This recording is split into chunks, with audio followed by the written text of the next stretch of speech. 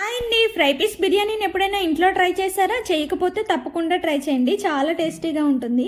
First ఒక ప్యాన్లో ఇక్కడ చూపించిన స్పైసెస్ అన్ని కొంచెం వేయించుకొని గ్రైండ్ చేసుకోవాలి.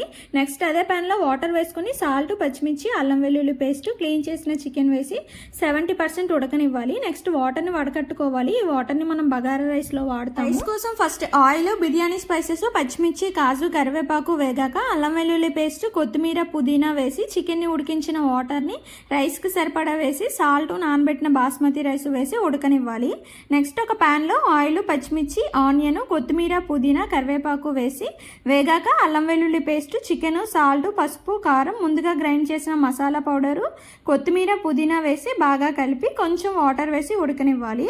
వాటర్ ఇంకాక మళ్ళీ మసాలా పౌడరు, కొంచెం కొత్తిమీర, పుదీనా వేసి దగ్గరగా వేయించుకోవాలి. చివరిలో నిమ్మకాయ రసం వేస్తే ఫ్రై పీస్ చికెన్ రెడీ. ఒక బౌల్లో ఫస్ట్ చికెన్ వేసి పైన బగారా రైస్ వేసుకొని సర్వ్ చేసుకుంటే వేడి వేడి ఫ్రై పీస్ బిర్యానీ రెడీ. పెద్దగా అనిపించినా టేస్టీగా ఉంటుంది. ట్రై చేసి కామెంట్ చేసేయండి. వీడియో నచ్చితే లైక్ అండ్ సబ్స్క్రైబ్.